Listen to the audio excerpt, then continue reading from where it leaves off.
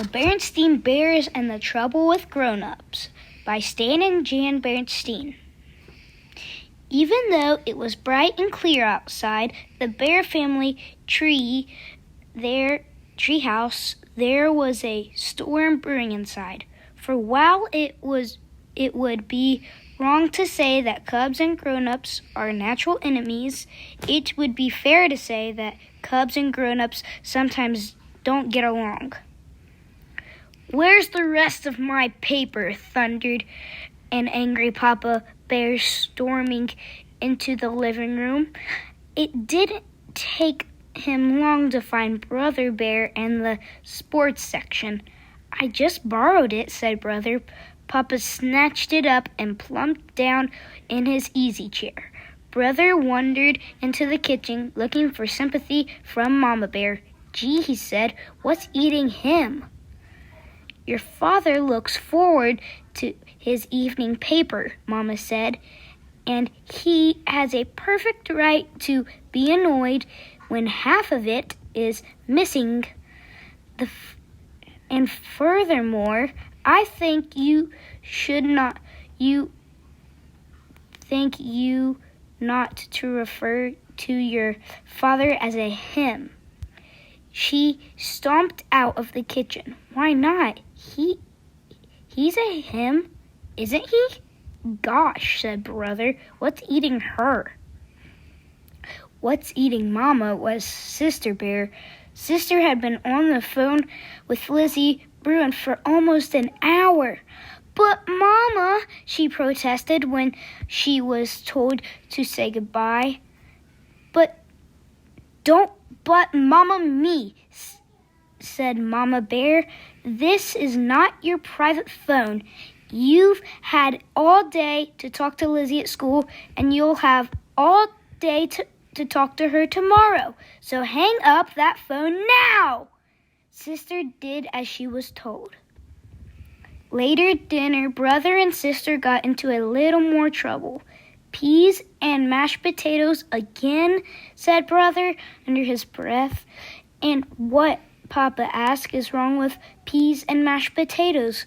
Brother was about to answer that they had them 3 days in a row, but he thought better of it. Instead, he began counting and spearing peas into his fork.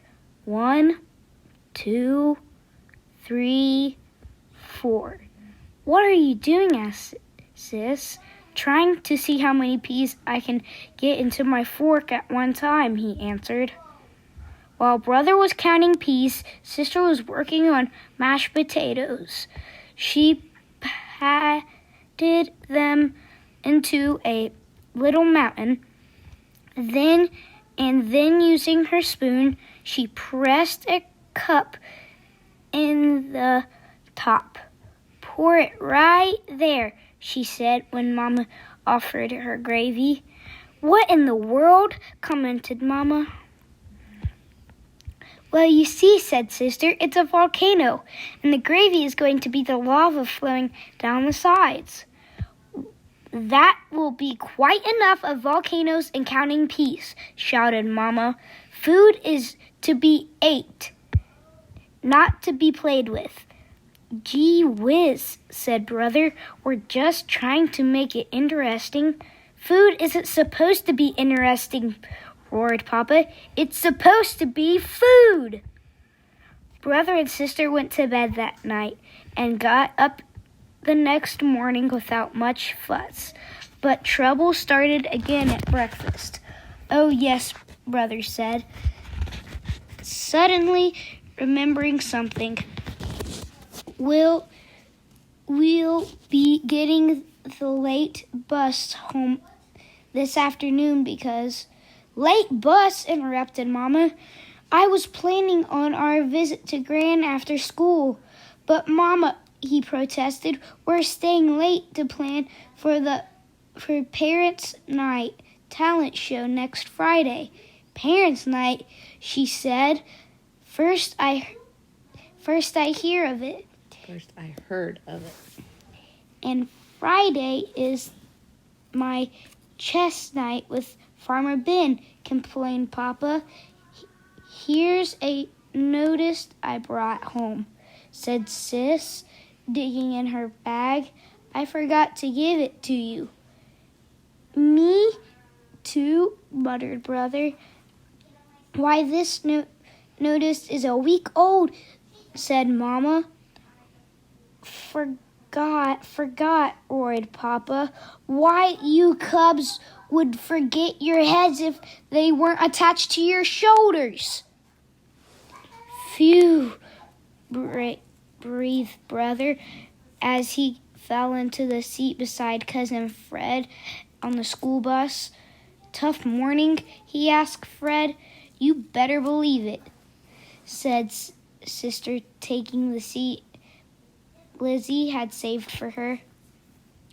The four compared notes on the wall to school.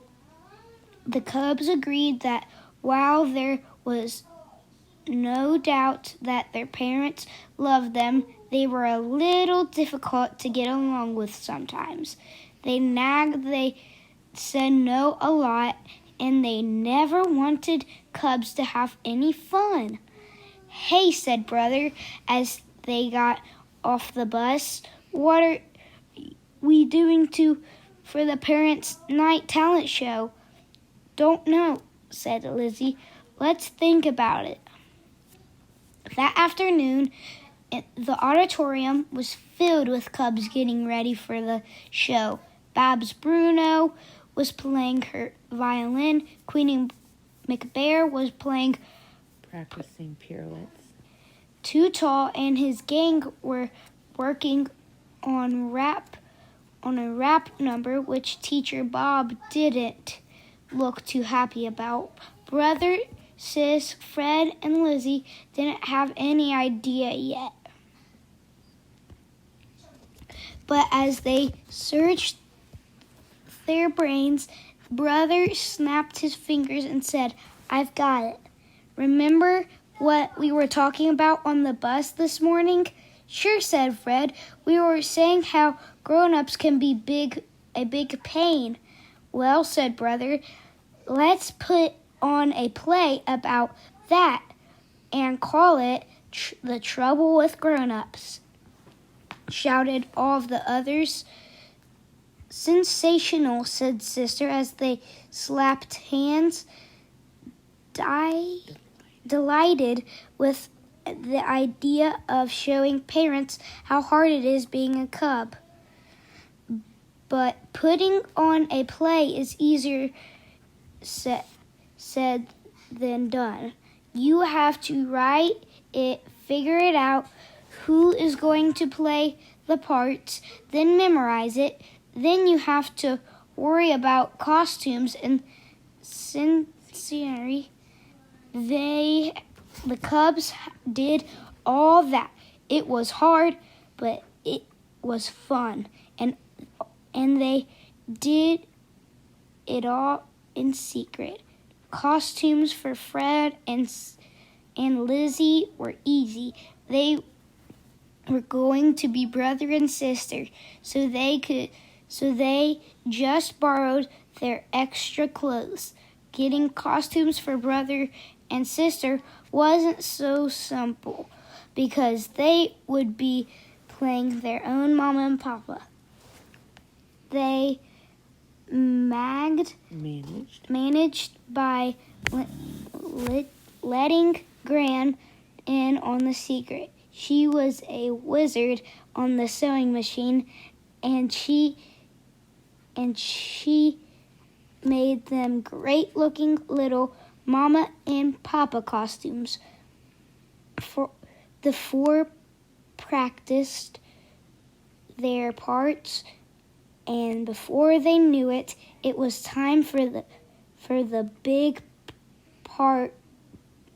Parents' Night Talent Show.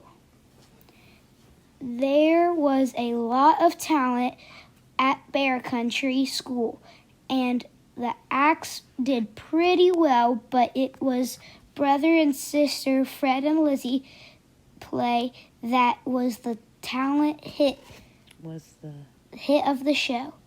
I'm Papa Bear, and I'm going to relax in my easy chair after a hard day and read my paper. Yipe, someone stole my sports page. Help! Murder! Police! Somebody stole my sports page. Here it is, Papa. I didn't steal it. I just borrowed it. It's disgraceful. That's what it is. Cubs have it too easy today. They have everything handed to them. I used to walk 20 miles to school in blinding snowstorms. But Papa, Papa me. Ring! Hello? Hi, Lizzie. Sister Bear, get off that phone. I'm expecting a very important call. Who from? Who from? Who from? How am I supposed to know who from? But Mama, don't but Mama me. The audience of parents laughed and laughed when they saw how they seemed to their cubs. Mama laughed until tears rolled down her cheeks. Papa laughed too, but not as much as Mama.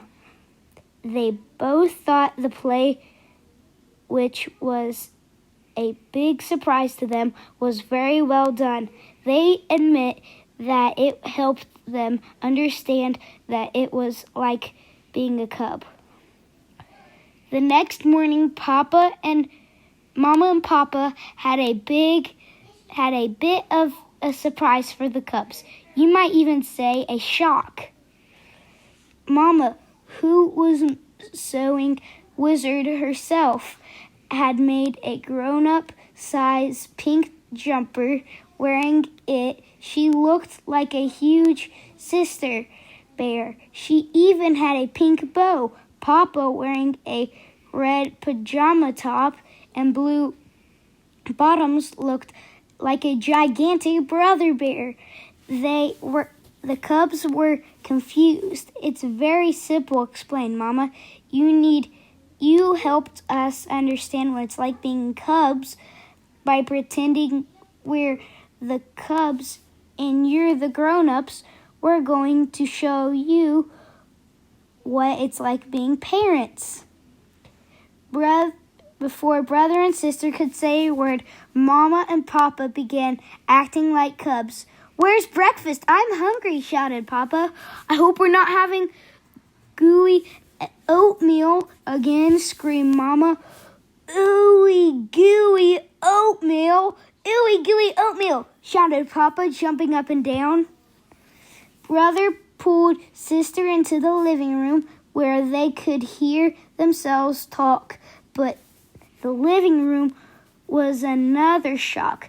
There were things all over the floor, not toys, which they sometimes left laying around, but strange things like vacuum cleaner, Mama's sewing basket, Papa's chainsaw, and his wrench set. What a mess. The cubs understood Mama and Papa were showing them what it was like having to pick up after them, and Papa ran through the mess and headed for the front door. Brother cried, "Please don't bang the..." But it was too late. Papa banged the door so hard it shook the house. Brother began to smile. Sister began to giggle. They went outside on the stoop. They were cubs, Mama and Papa, sporting about on the lawn. Mama jumping rope, Papa trying to kick turns on Brother's skateboard, but their feet got tangled and they sprawled head for heels on the grass. Pretty soon they were all laughing so hard their sides ached. Later, when they were back to being themselves, Papa said, "I have a better idea." "How cubs feel now," Mama agreed. Brother and sister admitted they had better idea how parents feel too. "Boy," said Brother, "you two sure know how to act like cubs. After all, we were cubs once ourselves," said Mama. "And here's a thought. You will be grown-ups someday and each probably have cubs of your own." Brother and sister thought about that for a moment. They looked at each other, then they took off into the distance and thought about it. It was something to think about. The end.